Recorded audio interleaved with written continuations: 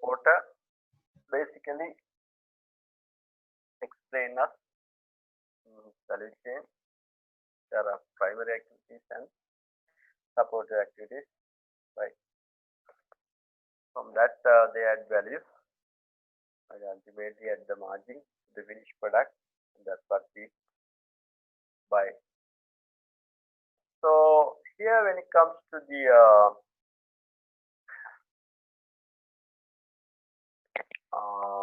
we can extend it by saying, right?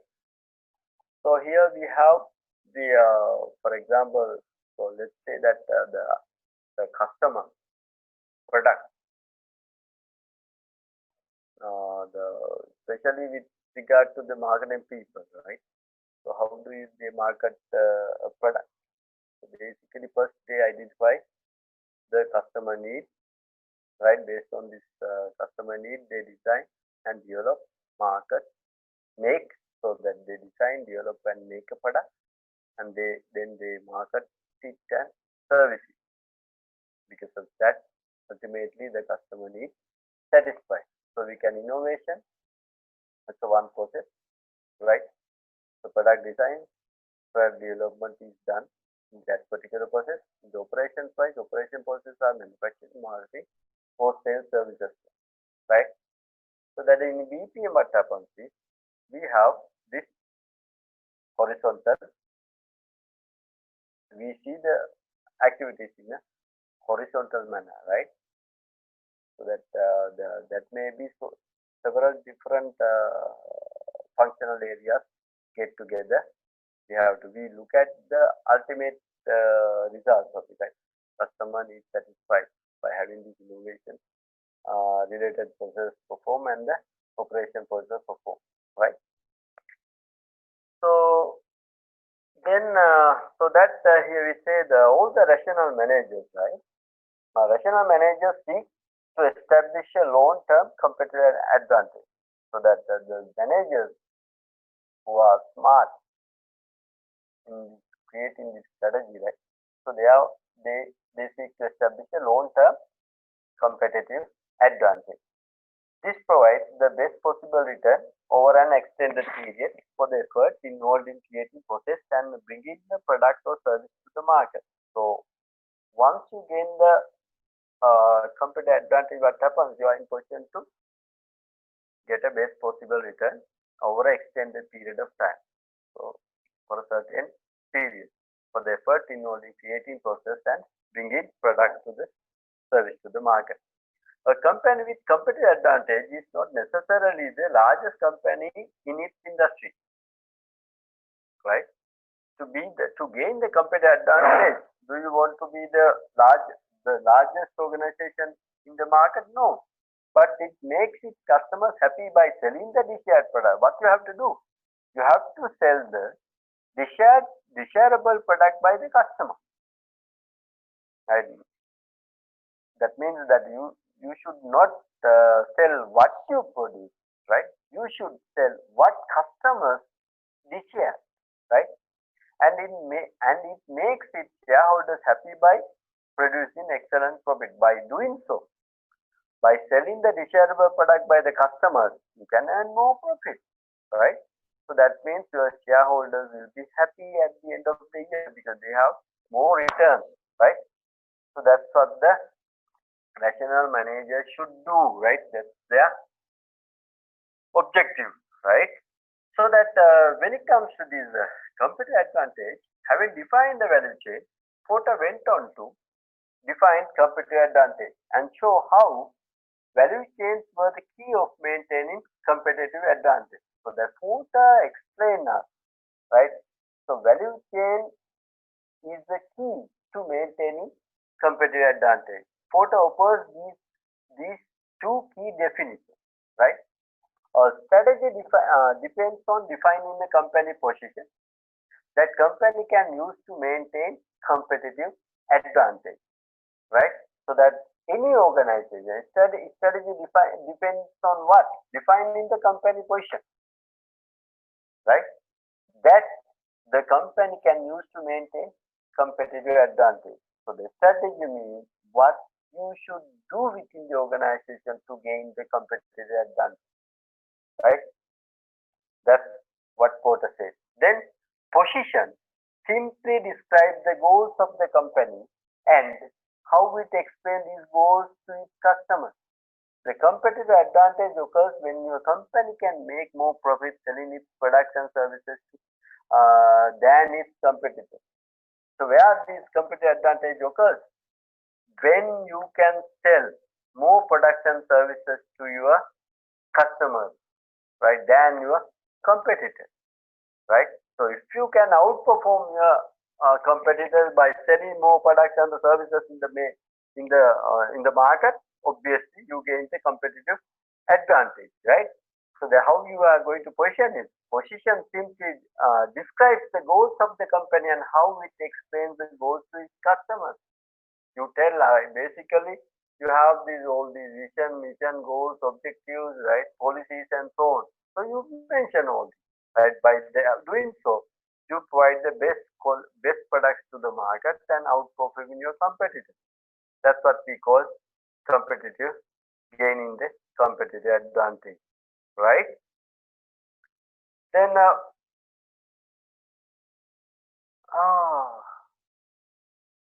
what is this? Again, they have changed the slides, right? So next we have the 40th slide. In my machine, I have the competitive advantage as the 40th slide. Here is the 42nd. I don't know how. Anyway, competitive advantage can be based on charging premium because your products or the products are more valuable, or it can result from selling your product or the service for less than your competitors because your value chain is more efficient. So how you gain the competitive advantage? By charging premium price for your product, because if you find the best products to the market, obviously you gain the competitive advantage by charging premium from your customers. Or otherwise, what happens? You are selling your product less than your competitors' price because you have the value chain. Your value chain is more efficient because comparing with your company, you can produce your product more efficient manner due to this efficiency involved in your value chain activity. Your value chain is more efficient comparing with your customer. So that means you are in position to price your products at the lowest possible price. So that's how you gain the competitive advantage. The first approach relies on the developing good strategic position. So if you charge premium price and gain the competitive advantage, here we say this approach on developing good strategic position. So that means you are in a good strategic position. The second one, if you provide the lowest possible cost in the market, that means the second advantage results from the operational effectiveness. You have the very efficient value chain or the operational effectiveness is there, right? As we use the term strategy, the positioning of a company and the strategic position are synonymous. So these two terms, the position of a company and the strategic positions are synonymous, the similar meaning, right? They all refer to how company plans to function, and they all refer to how a company plans to function and present itself in the market, right? So all these are refer how the company plans to function and present itself in the market. So I don't know what's happened. So the next slide, I have fundamental variable of profitability, right? So that the two fundamental variables determining company's profitability or the margin it can obtain from the given value, right? The two fundamental variables determine the company's profitability or the margin it can obtain by obtained from the given value chain. The first is the industry structure. What is the industry structure? How many competitors and what is their size of these competitors are? That's what we call industry structure. How many competitors and what is their size like? That imposes broad constraints on what company can offer charge. So that depending on that, how competitive your industry, right? How big your competitors are, what kind of market they are handling. So based on that, that the company can offer and charge, right? If there are so many big players, obviously you are in no position to charge more, right? The second is the competitive advantage that results from the strategy and well implemented value chain and lets the company outperform the average competitors in an industry over a sustained period of time.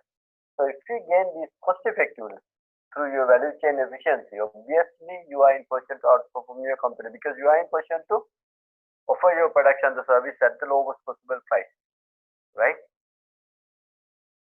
Then we have right competitive advantage. Competitive advantage can be based on charging premium because your product or the service is valuable. Right?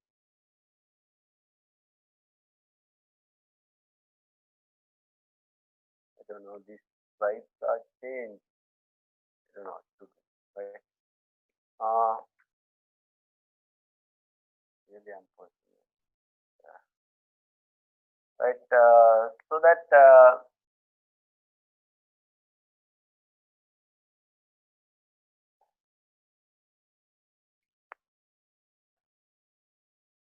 change that.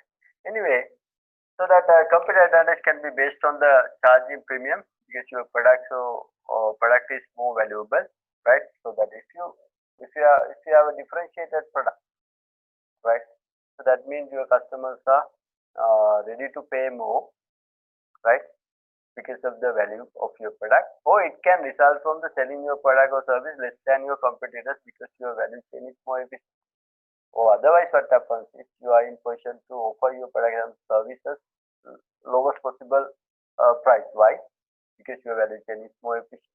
The first approach relies on developing good strategy position. The second advantage results from operation effectiveness.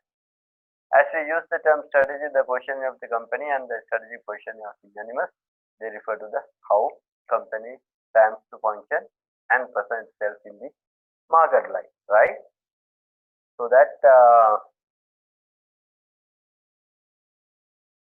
so next we have hyper competition. So that Porter argued that operational effectiveness cannot be sustained, right? So your operational effectiveness in the organization cannot be sustained, cannot be maintained for a longer period of time. In effect, it puts all the companies within each particular industry on a treadmill, right? So that let's say that you improve your operational effectiveness, right? So other organizations also do the same. Then what happens?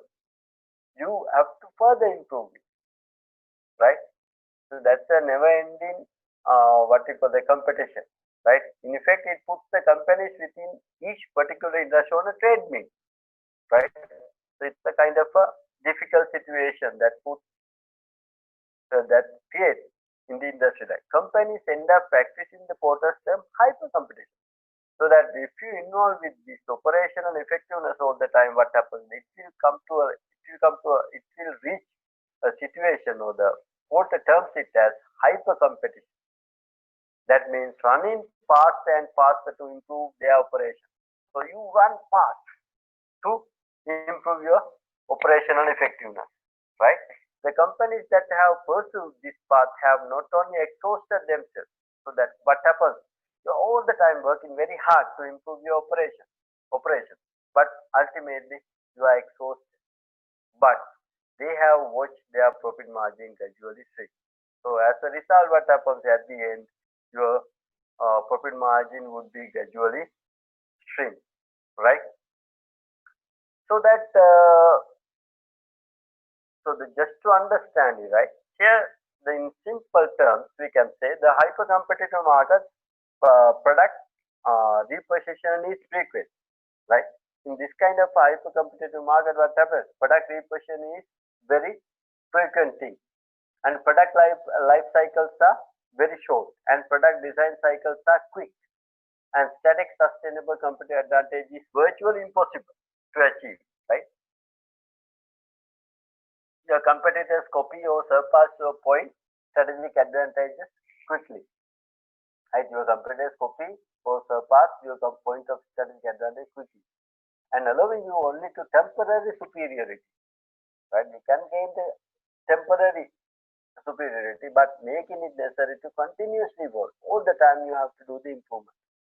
Very kind of a very what you call that? We call it as exhaust endeavor, right? So that on this right hand table, right, Porter's model was a hyper competition model. Try Porter's model. The industry is relatively stable. Then when it comes to competitive advantages, establishing strong long-term position and defend it. The competitive advantage how to attain fit with the environment as its traditional markets. Right? But when it comes to the hyper competition model, what happens? Industries are very dynamic, ever increasing competition. Why? Because they are pretty much involved with improvements, right? And change in between the change in power between players. So one organization would take leadership today and another organization tomorrow, another one next week, and another one next month, and so on and so forth, right? Industries are very dynamic and ever changing. So when it comes to competitive advantage based on the characteristics that they are short-lived, take advantage of any small window of opportunity that arises, right? The competitive advantage is very short-lived, right? You can't dominate it, right? And take advantage of any small window of opportunity. And the competitive advantage on how change rules of the competition, create disruption during this temporary advantage can be exploited, right? So, in order to sustain this competitive advantage, what Porter suggested, Porter argues that ultimately competitive advantage is sustained by the processes and activities in the company. The only way that competitive advantage is sustained by the processes and activities within the organization. Right? That's what is it.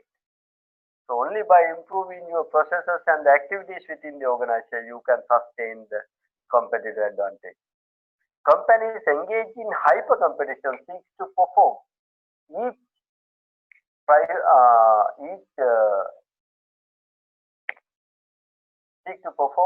activity better than their competitors. Right? Companies competing on the basic strategic positioning achieve their advantage by performing different activities. So organizing the activities in different manner. Right? In hyper competition, what happens? They seek to perform each activity better than their competitors. They try to do better than their competitors. But companies competing on the basic of the strategic positioning achieve their advantage by performing different activities from their competitors. Or organization their activities in a different manner, right? That's why that is sustained. So that here we say strategic positioning. That's what we call strategic positioning. Companies rely on strategic positioning focus on defining unique strategy. They may decide to focus only on the wealthy customers and provide lots of services or on customers that buy over the internet. Right? So strategic positioning in the sense they define in a unique strategy. Right?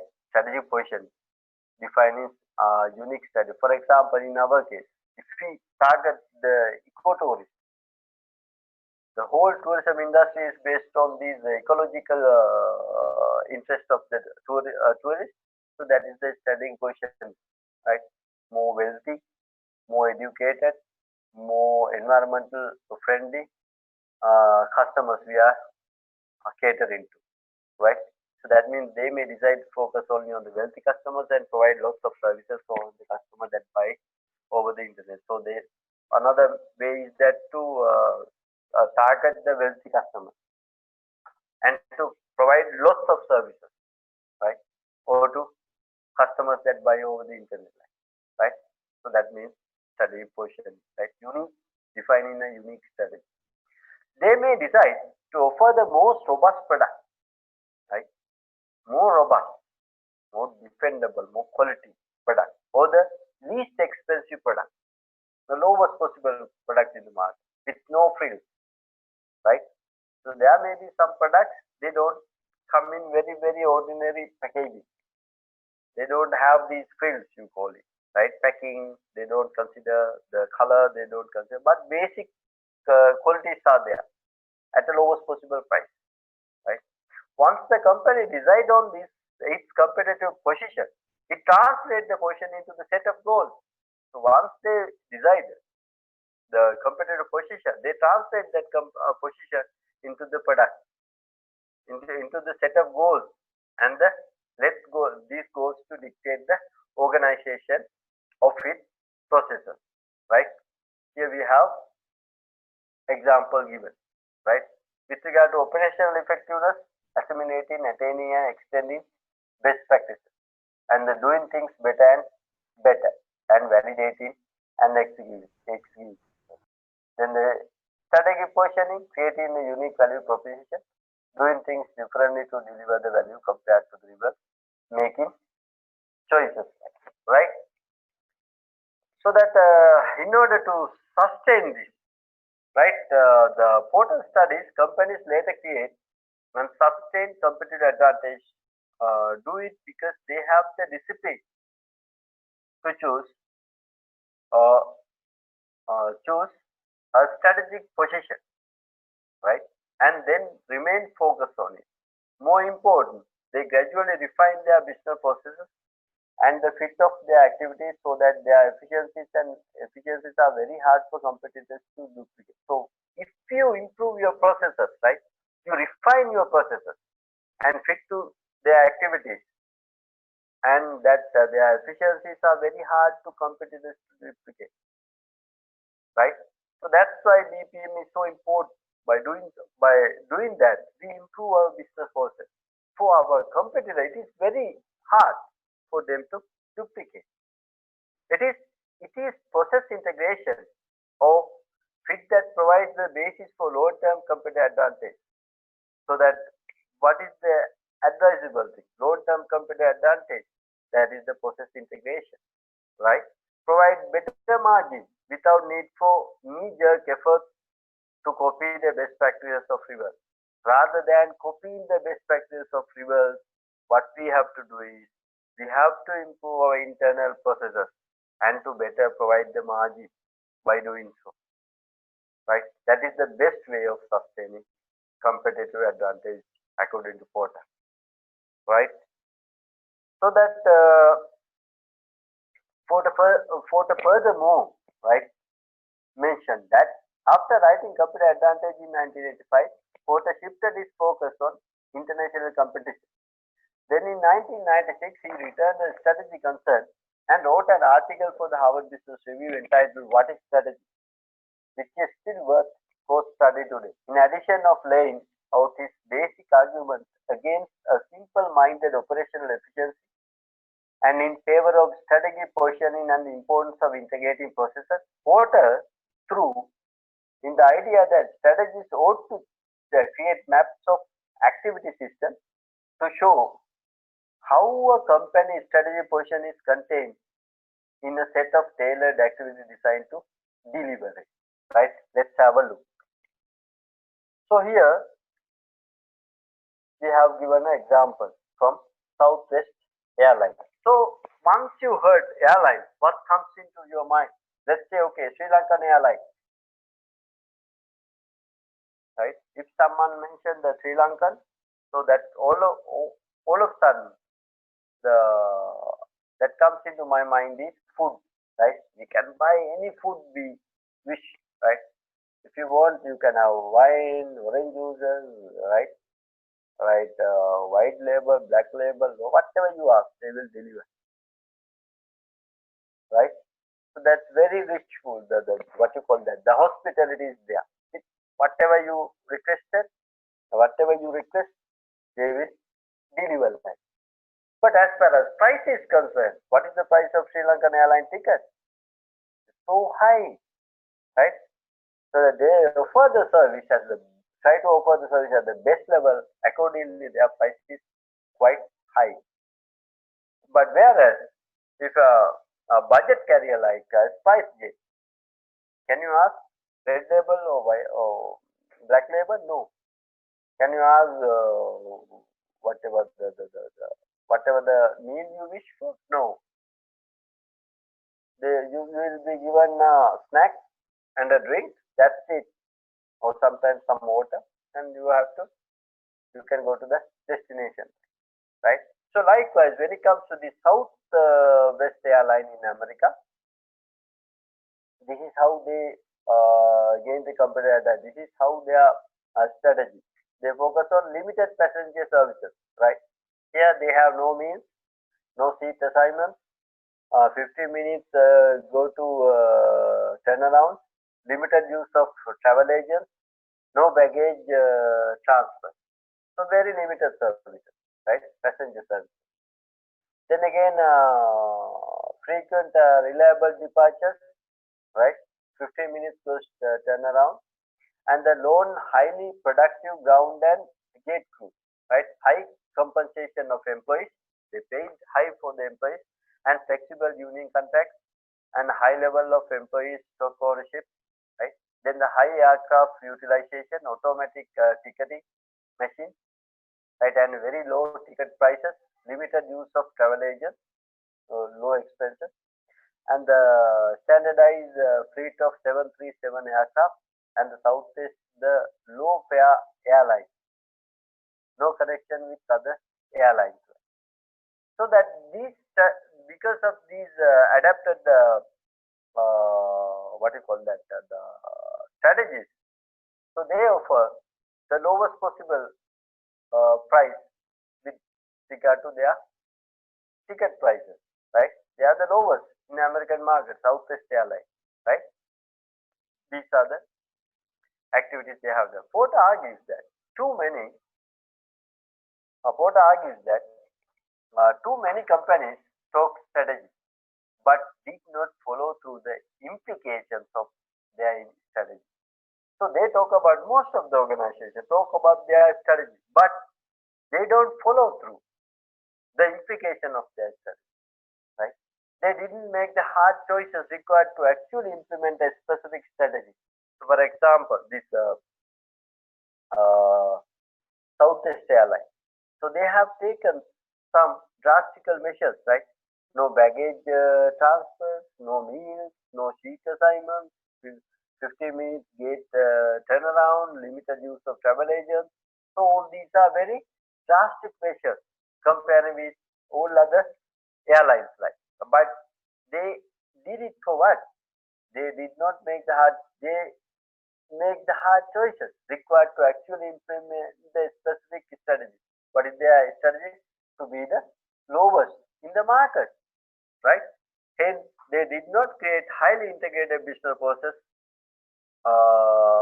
and were very hard for the rivals to duplicate. Hence, they didn't create a highly integrated business process and they were very hard to rivals to duplicate. So the um, Southwest airline, right? So no one can to duplicate in America. Why? They are very efficient in doing their activities, right? It is not very easy for other airlines to copy this, right? When companies do make hard choices, as Southwest did, they find that the teams reinforce one another and the activities fit together to optimize their strategic position. So that when companies do make the hard choices, what happens? As Southwest did, they find that the teams reinforce one another and activities fit together to optimize strategic position, right? So if they decide that, uh, all right. Next we have the uh, Tracy and Weisshammer's positional strategies. Let's finish this today itself, right? It is almost 7:30. So two other strategy theories like Michael Tracy and Fred Weishammer, generated a lot of discussion in the mid 1990s with their book, The Discipline of Market Leadership, which Porter's strategic teams extended Porter's ideas on generic strategies by focusing on the customers and company culture. Tracy and Weissama suggest that there are three generic types of customers.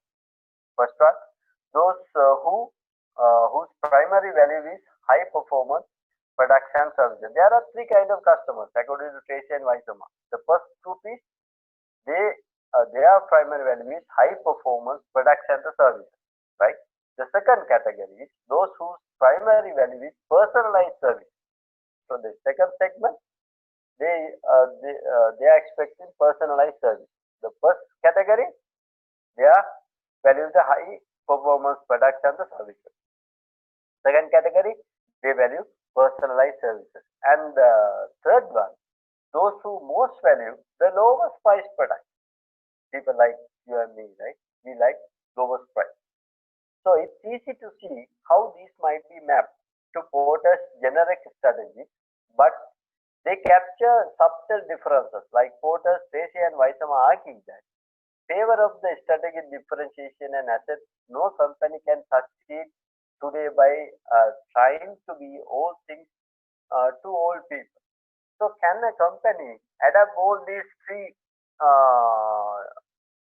generic types? No. Can they have the primary value, high performance products and the services? Can they have and also have the primary value for personalized services? Can they have the lowest price products?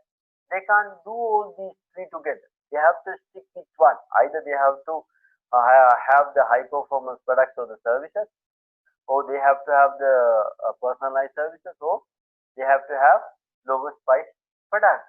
So one has to be chosen, right? One has to be selected.